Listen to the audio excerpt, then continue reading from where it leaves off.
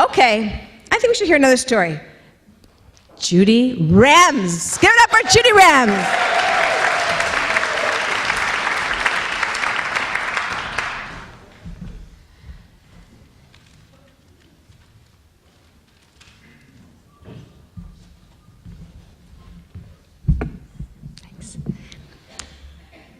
This is about how I met my fifth cousin. This summer, we went to Poland on a trip organized by my brother-in-law, Sandy.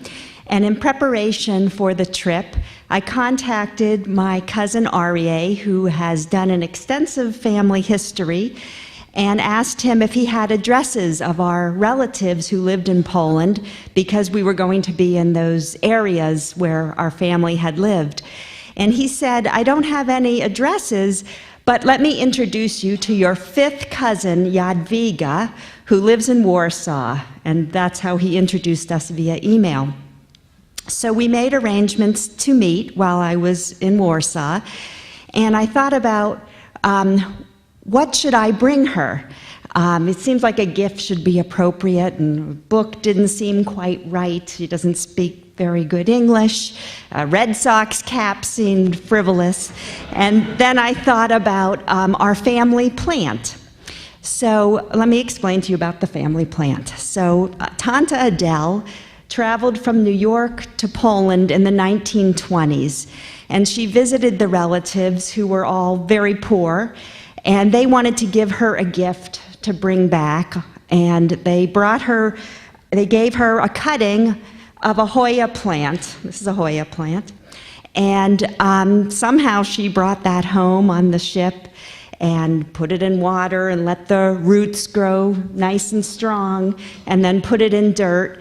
And the plant did well, and we propagated it and cut off the vines and cut more. And over the next 90 years, the plant spread from generation to generation and family to family, and all our cousins have this plant in the house.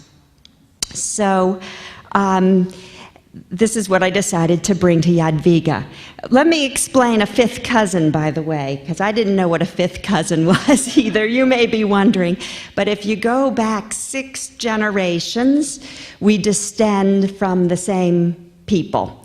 David and Rivka Ringelheim, who were born in the late 1700s.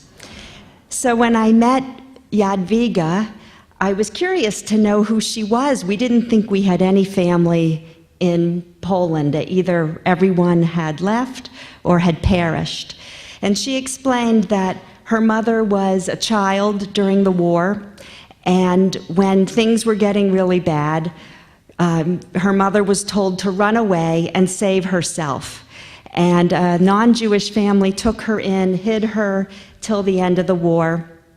And then after the war, she tried to resume normalcy. She got married, she had children, and she took that terrible part of her life and just put it behind her. She never spoke of it until Jadwiga was in her 30s, about 25 years ago. And her mother finally told her what her childhood was. And Jadwiga first felt angry that her mother hadn't told her.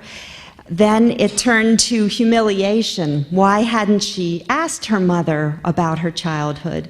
And then it morphed into a real interest in finding this Ringelheim family.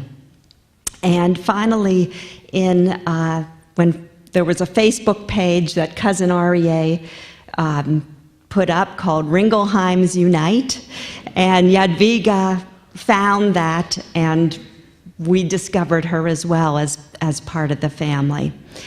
So when I met her, I brought her the plant and explained how it had come from east to west and now west to east, and she didn't react that much, so I wasn't sure how she felt about it.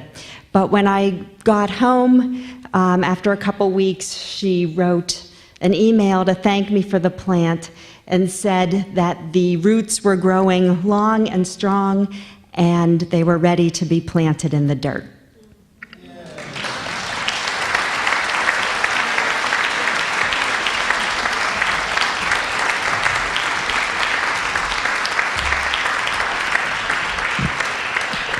stories are great. It's a beautiful story. It just reminded me, this is sort of connected, that we share a driveway with these people who rent a house next door to us, and this time they're from Spain, like really from Spain.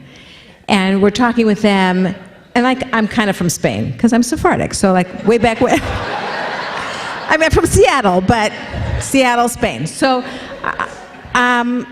and the wife's name is Esther,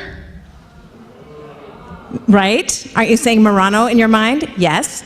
So Josh and I go over there with the plant. Plants, see, this is the other connection. It was Whole Foods, but I think it had some significance. So we bring a plant, and I said, I'm trying to work the Jewish thing in, because I want this Esther woman to say she's a Marano.